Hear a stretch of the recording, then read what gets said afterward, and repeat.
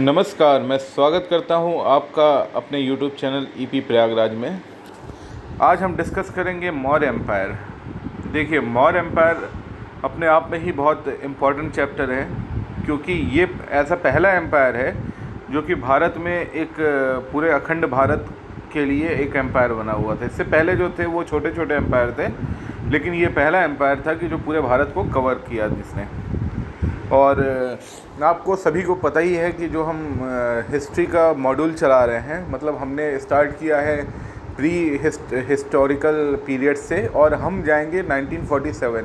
Means कि हम पूरा कंप्लीट इंडियन हिस्ट्री को कवर करेंगे अपने लेक्चर या चर्चा के माध्यम से। तो आप सभी से अनुरोध करूंगा कि हमारे चैनल को लाइक करें, सब्सक्राइब करें, ताकि आपको जो भी महत्वपूर्ण जानकारियाँ हैं वो प्राप्त होती रहें। तो आइए बात करते हैं इनके सोर्सेस के बारे में कि ये मौर्य एम्पायर के सोर्सेस क्या हैं, या हमें कैसे पता लगता है कि मौर्य एम्पायर के विषय में। तो देखिए, इसके दो सोर्सेज हैं, एक है लिटरेरी सोर्स, दूसरा है आर्कियोलॉजिकल सोर्स। लिटरेरी सोर्स होता है जो साहित्यिक, जिन्हें हम कहते हैं साहित्यिक सोर्स, जो लिखित रूप में प्राप्त होता है, और आर्कियोलॉजिकल सोर्स जो पुरातत्व के द्वारा या पुरातत्व विभाग के द्वारा जो प्राप्त होता है उसे कहते हैं आर्कियोलॉजिकल सोर्स। तो आइए सबसे पहले चर्चा करते हैं लिटरेरी सोर्स के बारे में। तो देखिए, जो मेगास्थनीज थे उनकी पुस्तक है इंडिका, ठीक है। तो ये जो है बहुत ही इम्पोर्टेंट लिटरेरी सोर्स है जो कि हमें मौर्य काल के बारे में बताती है। इस सोर्स से हम पाटलिपुत्र जो मगध की राजधानी होती है या मौर्य एम्पायर की राजधानी होती है, इसके एडमिनिस्ट्रेशन के बारे में जानते हैं, इसकी मिलिट्री ऑर्गेनाइजेशन के बारे में जानते हैं, और वहाँ के सोशल लाइफ मतलब सामाजिक जीवन के बारे में भी इस इंडिका से हमें बहुत सारी जानकारियाँ मिलती हैं। फिर दूसरा जो सोर्स है वो है कौटिल्य या चंद्रगुप्त के जो गुरु थे चाणक्य, उनकी किताब कौटिल्य बुक, जो बहुत ही फेमस है या बहुत इम्पोर्टेंट है, अर्थशास्त्र। ये जो है अर्थशास्त्र, ये 15 किताबों का संकलन है, 15 किताबों की सीरीज़ है जो कि 180 चैप्टर्स में डिवाइडेड है, और 180 चैप्टर के माध्यम से इन्होंने बहुत सारी इन्फॉर्मेशन मौर्य काल के बारे में हमें वहाँ से विवरण मिलता है। देखिए, जैसे जो कुछ इम्पोर्टेंट पॉइंट्स हैं इसके बारे में वो डिस्कस कर लेते हैं। देखिए, जो पुस्तक का पार्ट 1 है वो किंग और काउंसिल ऑफ मिनिस्टर, राजा और मंत्री परिषद के बारे में जानकारी देता है। जो पार्ट 2 है वो सिविल और क्रिमिनल लॉ के बारे में वहाँ से जानकारियाँ प्राप्त होती हैं। और पार्ट जो 3rd पार्ट है वहाँ से डिप्लोमेसी एंड वॉर के बारे में जानकारी होती है। तो देखिए, मेगास्थनीज की इंडिका, कौटिल्य की अर्थशास्त्र, और तीसरा विशाखादत्त की मुद्र राक्षसा एक किताब है जो कि उस काल में तो नहीं लिखी जाती है, लेकिन गुप्ता पीरियड में, जो गुप्ता पीरियड जो लेटर उसमें आता है तो वहाँ पे लिखी जाती है। और ये पुस्तक जो होती है संस्कृत भाषा में लिखी जाती है, उससे भी हमें मौर्य एम्पायर के बारे में काफ़ी जानकारियाँ प्राप्त होती हैं। और कुछ पुराण हैं उनमें भी इसका विवरण है, और बुद्ध का जो लिटरेचर है, जातक कहानियाँ जो बुद्ध लिटरेचर में है, उसमें भी मौर्य एम्पायर के बहुत सारे जो जानकारियाँ हैं या लिटरेरी सोर्सेज हम कह सकते हैं। आइए हम बात करते हैं आर्कियोलॉजिकल सोर्सेज के बारे में। तो देखिए, जो आर्कियोलॉजिकल सोर्सेज हैं, जो उस समय शिलालेख होते थे, शिलालेख के माध्यम से, एडिक्ट मीन्स शिलालेख, तो शिलालेख के माध्यम से 3 प्रकार के शिलालेख से हमें जानकारियाँ मिलती है। पहला होता है रॉक शिलालेख, दूसरा होता है पिलर, और तीसरा होता है गुफा शिलालेख। तो जो रॉक एडिक्ट्स हैं वो 14 तरह की रॉक एडिक्ट हैं जहाँ से हमें जानकारी मिलती है। 2 कलिंग एडिक्ट्स हैं, माइनर रॉक एडिक्ट भी हैं, और भाबरू बैरात एडिक्ट, जहाँ से हमें इस काल के बारे में जानकारियाँ मिलती हैं। पिलर एडिक्ट की बात करें तो 7 पिलर एडिक्ट हैं, उसके बाद 2 तराई एडिक्ट हैं, और 4 माइनर पिलर एडिक्ट भी हैं, जिसके एडिक्ट मीन्स शिलालेख, जिसके बारे में जानकारी मिलती है। अब हम बात करेंगे केव एडिक्ट की, गुफा एडिक्ट। तो बराबार केव एडिक्ट, बराबार की जो गुफा शिलालेख है वहाँ से हमें जानकारी मिलती है मौर्य काल के मौर्य शासन के बारे में, बहुत विस्तृत जानकारी वहाँ से भी प्राप्त होती है। अब आइए चंद्रगुप्त के बारे में बात करते हैं, जो कि चंद्रगुप्त मौर्य जो कि फाउंडर हैं इस डायनेस्टी के, और पहले राजा हैं जिन्होंने पूरे समग्र भारत को एकीकृत किया था। तो आइए आज बात करते हैं चंद्रगुप्त मौर्य के बारे में। देखिए आप सभी को पता है कि मौर्य एम्पायर, जब मैंने इससे पहले पढ़ाया था Magadh empire, the rise of Magadh या 16 जनपद के विषय में, तो मैंने बताया था कि जो नंद शासन थे उसके सेकंड जो रूलर थे महापद्म नंद के बाद वाले, वो थे धनानंद। तो धनानंद को जो डिथोन किया या उनको उनके पद से हटाया, वो हटाया चंद्रगुप्त मौर्य ने। किसके हेल्प से हटाया? अपने गुरु कौटिल्य या विष्णुगुप्त, जिन्हें हम लोग चाणक्य भी कहते हैं। अभी हमने बात बताई, कौटिल्य, विष्णुगुप्त, चाणक्य, ये तीनों उन्हीं के नाम हैं। तो उनकी सहायता से चंद्रगुप्त मौर्य ने 322 बीसी में धनानंद को डिथोन किया, मतलब सिंहासन से विहीन किया। उसके बाद उन्होंने सिंहासन ले लिया। 305 बीसी में सेल्यूकस निकेटर, इनके साथ इनकी एक युद्ध होती है जिसमें ये जीत जाते हैं, और एक ट्रीटी साइन होती है जिसमें कि बहुत बड़ा एक क्षेत्रफल इनको वहाँ से प्राप्त होता है। तो देखिए, आइए देखते हैं क्षेत्रफल में क्या था। हेरत था, कंधार था, बलूचिस्तान या काबुल। तो अगर हम भारत की बात करें तो जो भारत का ये वाला भाग है, जो पाकिस्तान आज वर्तमान पाकिस्तान है, तो ये भाग जो है सेल्यूकस निकेटर से इनको प्राप्त होता है। ठीक है, और भी सेल्यूकस निकेटर कौन होते हैं? सेल्यूकस निकेटर अलेक्जेंडर जो रहता है, अलेक्जेंडर के मिलिट्री जनरल होते हैं। जब वो चले जाते हैं अलेक्जेंडर, उसके बाद सेल्यूकस निकेटर उस क्षेत्र में जो आज वर्तमान में पाकिस्तान है, उस क्षेत्र और उसके आगे वो शासन करता है। उसके बाद देखिए जो हिंदुकुश की पहाड़ियाँ हैं, इसके बाद जब ये सेल्यूकस निकेटर से समझौता होता है तो हिंदुकुश की पहाड़ियाँ जो हैं वो इनकी बाउंड्री बन जाती है। बाउंड्री सेल्यूकस निकेटर और चंद्रगुप्त मौर्य के एम्पायर की जो बाउंड्री होती है वो हिंदुकुश की पहाड़ियाँ होती है। ये भी डायरेक्टली क्वेश्चन आते हैं। देखिए, मैं जो भी डिस्कस कर रहा हूँ वो जो महत्वपूर्ण पॉइंट है उसके विषय में आपसे ज़रूर डिस्कस कर रहा हूँ, तो कृपया बहुत ध्यान से देखिए। एक एक चीज़ को अगर आप चाहे तो नोट भी बना सकते हैं या चाहे तो PDF भी डाउनलोड कर सकते हैं। मैं लिंक प्रोवाइड कर दूंगा टेलीग्राम का। देखिए, इसके बाद क्या है कि सेल्यूकस निकेटर की जो डॉटर होती है वो कर देते हैं एक मैट्रिमोनियल अलायंसेस या एक शादी कर देते हैं चंद्रगुप्त के साथ। ठीक है, और बदले में चंद्रगुप्त जो हैं वो भी उन्हें गिफ्ट में 500 हाथी गिफ्ट करते हैं, और सेल्यूकस का और इनका एक मैट्रिमोनियल अलायंसेस या मतलब एक समझौता हो जाता है। उसके बाद 298 BC की बात है, जब चंद्रगुप्त जो है जैन धर्म की ओर ज़्यादा अग्रसित हो जाते हैं और अपना शासन अपने पुत्र बिंदुसार को सौंप कर जैन धर्म की ओर अग्रसित हो जाते हैं। फिर होता क्या है कि ये शिष्य बनते भद्रबाहु का। जैनिज़्म अभी लास्ट ही लेक्चर में मैंने डिस्कस किया था कि भद्रबाहु कौन है? भद्रबाहु दिगंबर हैं। दिगंबर कहाँ पे थे? दिगंबर थे साउथ इंडिया में। तो ये भद्रबाहु जो हैं वो दिगंबर होते हैं। ये इनके शरण में चले जाते हैं। इसके बाद ये श्रवण बेलगोला जो कि कर्नाटक में है, वहाँ पे चंद्रगिरी पर्वत में चले जाते हैं और धीरे धीरे स्लो स्टारवेशन के द्वारा ये जो है अपने देह त्याग देते हैं। और 298 BC में इन्होंने अपना जो राज्य कार्य है वो अपने पुत्र बिंदुसार को सौंप दिया। तो इसके बाद जो हम चर्चा करेंगे वो बिंदुसार के विषय में चर्चा करेंगे। देखिए, जो बिंदुसार हैं इनका शासनकाल 298 BC में स्टार्ट होता है। उसके बाद इनको अमृत घाट भी कहते हैं। ये कभी डायरेक्ट क्वेश्चन भी आता है कि अमृत घाट किसे कहते हैं? अमृत घाट इन्हें कहते हैं, बिंदुसार को कहते हैं। और इन्होंने जो एम्पायर था उसका एक्सपेंशन किया नॉर्थ इंडिया के साथ साथ। ये साउथ में मैसूर तक अब भारत का जो है बाउंड्री बना देते हैं। तो एक बहुत बड़ा क्षेत्र जो है ये बिंदुसार के उसमें आ जाता है। मतलब एक तरह से संपूर्ण भारत चंद्रगुप्त और बिंदुसार मिलके स्थापित करते हैं। और ये जो रूल होता है ये सेंट्रलाइज रूल होता है। इसके विषय में आगे हम चर्चा करेंगे। तो बिंदुसार जो है एंटिकस इनके एक मित्र होते हैं जो सीरिया के राजा होते हैं। तो इनसे क्या मांगते हैं? इनसे स्वीट वाइन की डिमांड करते हैं, ड्राइड फिक्स की, और सोफिस्ट मतलब फिलोसफर की डिमांड करते हैं। लेकिन चूँकि वहाँ पे जो सीरिया का एरिया है या सीरिया में उस समय वो देना संभव नहीं होता है, फिलोसफर देना ग्रीक में अलाउड नहीं होता है, तो वो फिलोसफर तो नहीं देते हैं, लेकिन डायमेकस को एम्बेसडर बना के इसके यहाँ बिंदुसार के यहाँ भेज देते हैं। तो इम्पॉर्टेंट पॉइंट ये भी है कि बिंदुसार के डायमेकस किसके शासनकाल में भारत में आता है? तो आपको याद रखना होगा, डायमेकस जो है ये बिंदुसार के शासनकाल में भारत में आता है। उसके बाद ही हम चर्चा कर लेते हैं इनके एडमिनिस्ट्रेशन या इनके एडमिनिस्ट्रेटिव थोड़े से रिफॉर्म के बारे में कि इनके एडमिनिस्ट्रेशन में क्या क्या चीज़ें बदली थी। तो देखिए, अगर बात करें तो इनके एडमिनिस्ट्रेशन में इंडिया जो है, मतलब पूरा एक संपूर्ण भारत इनके अंडर में था, तो होल इंडिया वाज यूनाइटेड, पहला।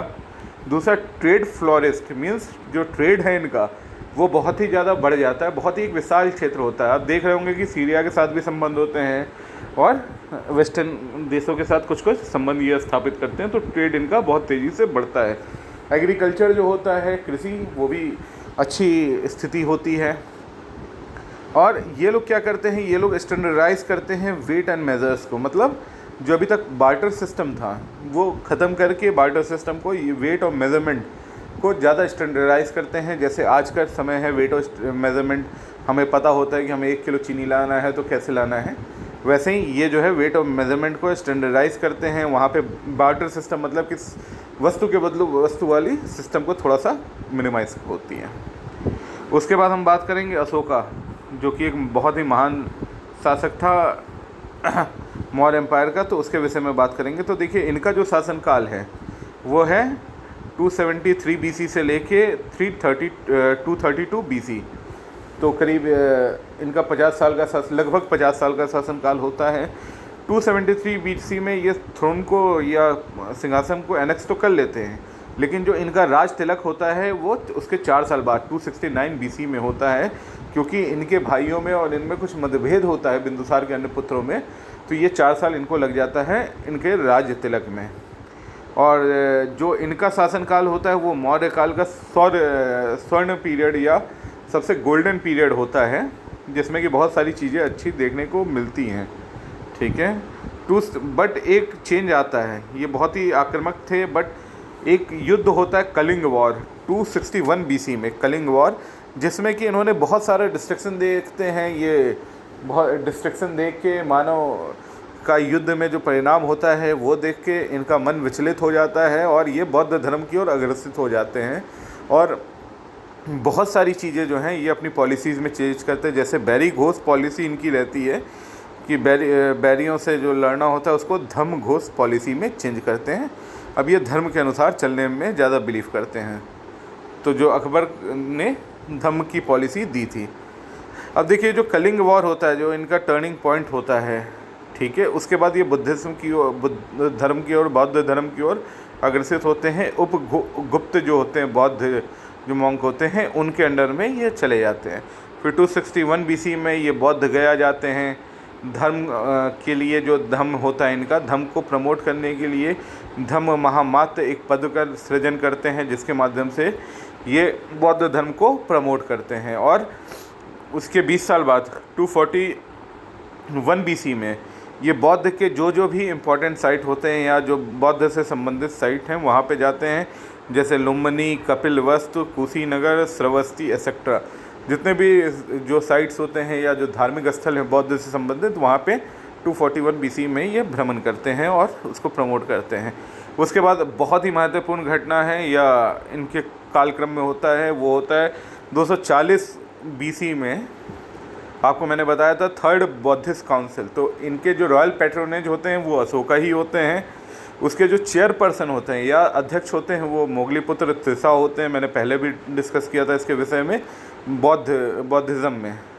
उसके बाद ये इसी के बाद ये बाहर अपने इसी मिशनरी को या बौद्ध धर्म को प्रमोट करने के लिए अलग अलग देशों में अपने अपने मिशनरीज़ भेजते हैं, जैसे सीरिया भेजते हैं, इजिप्ट भेजते हैं, मैसेडोनिया भेजते हैं, अल्परोस भेजते हैं, और मिशनरी को साउथ इंडिया में भी, चोला और पांड्या में भी, इस राज्य में भी भेजा जाता है। बर्मा, साउथ ईस्ट एशिया में और श्रीलंका में प्रमोट करने के लिए ये अपने बच्चे को भी भेजते हैं। इनका बेटा महेंद्र और इनकी बेटी संघमित्रा, ये दोनों को भेजते हैं मिशनरी का हेड लीड करने के लिए, ताकि ये बौद्ध धर्म को प्रमोट कर सके। तो देखिए, ये बौद्ध से बहुत ही ज़्यादा बौद्ध धर्म से प्रेरित थे, बौद्ध को प्रमोट भी करते थे, धम्म बनाया था इन्होंने, और बाद में बहुत ही ज़्यादा अहिंसा वाली नीतियाँ इनकी थी। और इसी की वजह से इनको जो है महान कहा गया, महान शासक कहा गया। मौर्य काल का क्या, अभी तक का इनको महान शासक का दर्जा प्राप्त है। इसके बाद जो 332 BC में 332 BC में 232 BC में जब इनकी मृत्यु होती है तो ये जो शासन है मौर्य एम्पायर वो वीक होने लगता है, क्योंकि लेटर वैदिक पीरियड में कोई भी इतना सक्षम राजा नहीं होता है जो उसे संभाल सके। तो जो पहले तो ये जो मौर्य जो शासन था वो दो भागों में बढ़ जाता है। पहला भाग हो जाता है ईस्टर्न मौर्य और दूसरा होता है वेस्टर्न मौर्य। अब देखिए, अगर हम ऐसे भारत को बनाएं, आज का भारत जो है, और ये पूरा पाकिस्तान का एरिया भी इसमें हम लोग ले लेंगे, तो देखिए जो एक हो गया ईस्टर्न मौर्य, ये वाला हिस्सा, और ये हो गया वेस्टर्न मौर्य। तो देखिए जो भी आक्रमण होगा, विदेशी आक्रमण, वो क्योंकि इधर तो हिमालय है तो हिमालय से होना नहीं है, ये तीन साइड समुद्र ओशियन है, तो जो भी आक्रमणकारी आते थे वो वेस्टर्न साइड से आते थे। समझ रहे हैं आप? तो जो इनका वेस्टर्न पार्ट है वो बहुत सारा आक्रमण या आक्रांत से प्रभावित था। ठीक है, तो अशोका के जो बेटे थे कुणाल, वो वेस्टर्न साइड के रूलर बनते हैं, लेकिन यहाँ बार बार फॉरेन इन्वेंशन की वजह से ये वीक हो जाते हैं और फाइनली वेस्टर्न जो पार्ट है वो इनके हाथ से निकल जाता है या ख़त्म हो जाता है। फिर अगर मैं ईस्टर्न की बात करूँ तो यहाँ जो उनके ग्रैंड सन होते हैं, इनके पोते दशरथ, वो संभालते हैं 232 BC के बाद। ठीक है, और उसके बाद 185 BC, मतलब उसके 50 साल तक ये चल रहा होता है, लेकिन उसके बाद आखिरी जो इनके शासक होते हैं, तो इम्पोर्टेंट ये भी है बृहद्रथ जो है, बृहद्रथ आखिरी शासन मौर्य के आखिरी कौन है शासक, अगर प्रश्न आता है तो आपको पता होना चाहिए बृहद्रथ जो है वो आखिरी शासक हैं। तो ये ईस्टर्न पार्ट के शासक होते हैं, लेकिन धीरे धीरे ये भी कमज़ोर हो जाते हैं और इन्हें पुष्यमित्र शुंग जो हैं वो इनकी हत्या करके एक नई डायनेस्टी को फाइंड करते हैं, इसका नाम होता है शुंग डायनेस्टी।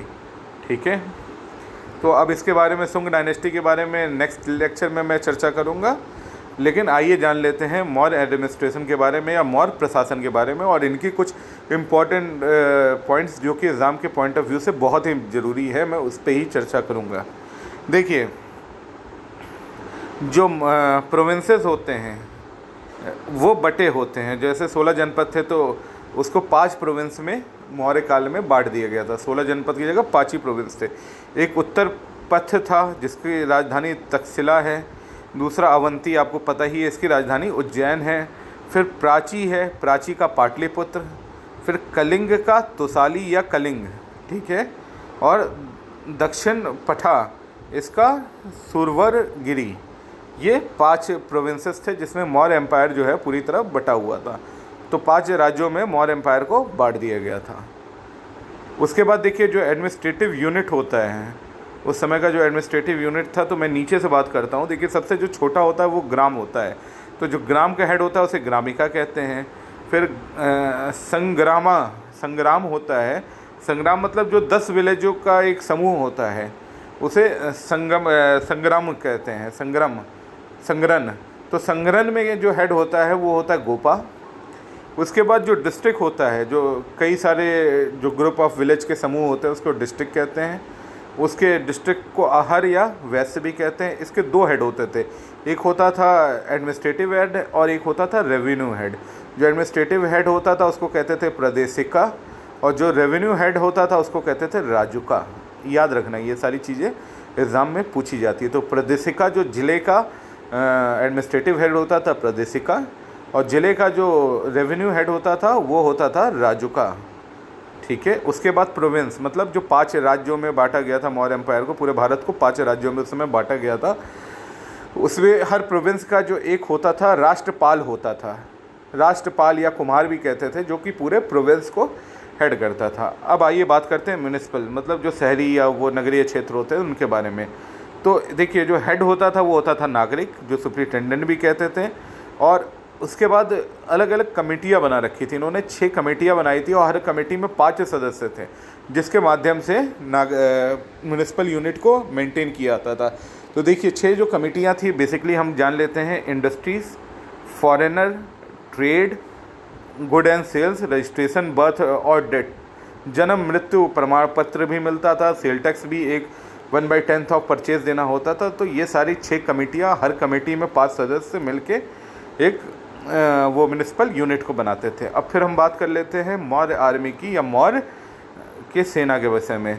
तो जो मौर्य की सेना थी वो 6 डिपार्टमेंट में बटी हुई थी। ठीक है, हर डिपार्टमेंट में 6 कमेटी होती थी और कमेटी के 5 सदस्य होते थे। ये इम्पोर्टेंट बात है। मौर्य आर्मी में 6 डिपार्टमेंट था, हर डिपार्टमेंट में 6 कमेटी थी और हर कमेटी में 5 सदस्य होते थे। तो ये आपको ध्यान रखना है। मैं बात कर लेता हूँ। देखिए इन्फेंट्री हम कहते हैं पैदल सेना, पैदल सेना होता था पहला। दूसरा कैवलरी मतलब घुड़सवार। उसके बाद नेवी आपको पता ही है, नौसेना के बाद जो है इनका कैरियाट मीन्स कि ये जो होते हैं सारथी या घोड़े वाले। उसके बाद एलिफेंट और फिर ट्रांसपोर्ट या सिपाही, मतलब ये जासूसों द्वारा जो चीज़ें या पैदल जो सैनिक जो होते हैं उनके विषय में। तो ये 6 यूनिट होती थी, 6 यूनिट में 6 कमेटी होती थी और हर कमेटी में 5 सदस्य होते थे। बार बार बोलिए, लिखिए, इसे याद कर डालिए, एग्ज़ाम में डायरेक्ट पूछता है ये, ठीक है। फिर उसके बाद स्पाई डिटेक्टिव गवर्नमेंट जो होता था उसे कहते थे गुद्ध पुरुष, ठीक है। स्पाई जो डिपार्टमेंट होता था उसका गुद्ध पुरुष होता था। उसमें 2 पार्ट में फर्दर इसे बांटा गया था। जो एक जगह रह के सारे कामों को करते थे उसे कहते थे संस्थान। वो एक आदमी अगर एक जगह रह के अगर आप कुछ कर रहे हैं, जैसे अगर कोई एक क्षेत्र है उसी में रह के आपको कार्य करना है तो उसे कहते थे संस्थान। और संजन मतलब आप अगर आज यहाँ हैं तो कल वहाँ रह के जो रिलोकेट कर करके आप जो वो करते हैं, जासूसी करते हैं, उसे कहते थे संजन। तो गुद्ध पुरुष के जो एक डिपार्टमेंट था उसी के अंडर ये दोनों एजेंसियाँ चलती थीं। अब हम बात करते हैं अर्थव्यवस्था की कि वहाँ अर्थव्यवस्था का क्या स्थिति थी। तो जो भी इकोनॉमिक एक्टिविटी होती थी वो कहाँ से कंट्रोल होती थी? वो कंट्रोल होती थी, सेंट्रलाइज थी। वो सेंट्रल या पाटलिपुत्र से कंट्रोल होती थी क्योंकि पाटलिपुत्र हेडक्वार्टर था और वो सेंट्रलाइज नेचर की थी। उसके बाद हम बात करेंगे टैक्स की। तो देखिए टैक्स भी विभिन्न प्रकार के लिए जाते थे, जैसे लैंड टैक्स था, भूमि टैक्स, उसके बाद toll tax, forest tax, mining tax, licence दिया जाता था और फाइन भी लिया जाता था। अगर कोई गलत करता है तो जुर्माना वसूली का भी एक प्रावधान था। फिर बात करेंगे लैंड रेवेन्यू। लैंड टैक्स कितना देना होता था? जैसे कोई किसान है, अगर उसने एग्रीकल्चर किया तो उसको जो भी एग्रीकल्चर का प्रोड्यूस है उसका 1/6 उसको देना पड़ता था। तो लैंड टैक्स जो था वो भी 1/6 था। जो भी फसल आपने उत्पादित की उसका 1/6 आपको देना होता था, ठीक है। और बहुत सारे पोस्ट थे, ठीक है, जैसे ताम्रलिपि, ये कोस्ट है, मतलब ईस्टर्न साइड में ताम्रलिपि कोस्ट है जहाँ से व्यापार को किया जाता था। और वेस्टर्न साइड में बारू कच्छ, जो आज भी कच्छ है, वो वेस्टर्न कोस्ट पे था जहाँ से व्यापार करते थे, ठीक है। और फॉरेन ट्रेड्स जहाँ से होते थे। और जो कॉइन होती थी मेनली वहाँ पे कॉइन सिल्वर कॉइन होती थी और पंचमार्क, मतलब अच्छी क्वालिटी की ये पंचमार्क, जिससे कि कोई बना ना सके, वैसी कॉइन ये लोग प्रोड्यूस करते थे। तो इकनॉमी इनकी बहुत ही अच्छी थी, जिसके विषय में कहेंगे। और जुडिशियल सिस्टम या न्यायिक व्यवस्था के बारे में बात करें तो देखिए जो न्यायिक व्यवस्था है यहाँ पे, तो जो डिस्ट्रिक्ट या प्रोविंस का कोर्ट होता था उसका जो हेड होता था वो, या कोर्ट का जो जज होता था, न्यायाधीश होते थे, वो होते थे अमात्य, ठीक है। और अगर सेंट्रल लेवल की बात करूं, ये प्रोविंस मतलब एक राज्य लेवल पे जो हाई कोर्ट होता है, उस समय का जो हाई कोर्ट था उसके जो चीफ जस्टिस थे हाई कोर्ट के, उनका नाम अमात्य था। और अगर सेंट्रल लेवल की मतलब मैं सुप्रीम कोर्ट की बात करूं तो उसके धर्मथिकारिन जो थे वो सेंट्रल लेवल पे या सुप्रीम कोर्ट के मुख्य न्यायाधीश को हम लोग कहते थे।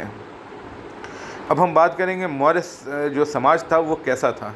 देखिए मौर्य समाज में जो कास्ट सिस्टम था बहुत ज़्यादा रिजिड नहीं था, मतलब बहुत भेदभाव उस समय नहीं होता था और कास्ट को बहुत ज़्यादा बल नहीं दिया जाता था, ठीक है। जैसे अर्ली लेटर वैदिक पीरियड में देखने को मिला था वैसा यहाँ पे सोसाइटी नहीं थी। मेगास्थनीज की किताब इंडिका के अनुसार जो सोसाइटी थी वो 7 भागों में बटी हुई थी। तो जैसे 7 भाग हैं, मैंने लिख रखा है, फिलोसफर हैं, फार्मर है, सोल्जर हैं, हैंड्समैन है, उसके बाद आर्टिसियन है, फिर मजिस्ट्रेट है, काउंसलर है। तो इनमें समाज को बांट दिया गया था, ठीक है। और जो हाई किंग जो महिलाओं की जो स्थिति है वो भी बहुत अच्छी थी, उनको हमेशा हायर पोजीशन पे रखा जाता था, मतलब कि लेटर वैदिक पीरियड से बिल्कुल ही अलग है। इनका सामाजिक स्तर लेटर वैदिक पीरियड से बहुत ही अच्छा था। यहाँ पे महिलाओं को थोड़ा राजा के गार्ड के तौर पे भी रखा जाता था, हायर पोजीशन पे रखा जाता था शासन प्रशासन में। और महिलाओं को डिवोर्स का भी अधिकार था, पति को छोड़ने का भी, और रीमैरेज का भी अधिकार था, दोबारा वो विवाह भी कर सकती थी। फिर अब बात कर लेते हैं मौर्यन आर्ट की। तो मौर्यन आर्ट जो है वो एडिक्ट्स, मतलब शिलालेख और पिलर के माध्यम से देखने को मिलते हैं। और सांची स्तूप जो मध्य प्रदेश में है, बहुत ही बढ़िया और फाइन आर्ट का पीस है जो आज भी आप जाके देख सकते हो। तो बहुत सी चीज़ें हैं जो मौर्यन आर्ट की है जो आज भी प्रसिद्ध है और आज भी लोग उन्हें देखने जाते हैं। तो इसी के साथ मैं समाप्त करूंगा आज का लेक्चर मौर्यन एम्पायर। या तो कैसा लगा आपको हमारा वीडियो? होप हमने सारी चीज़ें कवर की है जो आपकी परीक्षा के पॉइंट ऑफ व्यू से बहुत ही इम्पॉर्टेंट है। हमने पूरा प्रयास किया है कि एक दिवसीय के साथ साथ आप अगर यूपीएससी या पीसीएस भी दे रहे हैं तो ऐसा कुछ भी टॉपिक ना हो जो छूट जाए आपसे। तो और ऐसे ही हम प्रयास करते रहेंगे। तो कृपया हमारे चैनल को लाइक और सब्सक्राइब ज़रूर करें, इससे हमारा मनोबल बढ़ेगा और हम आपके लिए और भी अच्छी वीडियो लाते रहेंगे। धन्यवाद।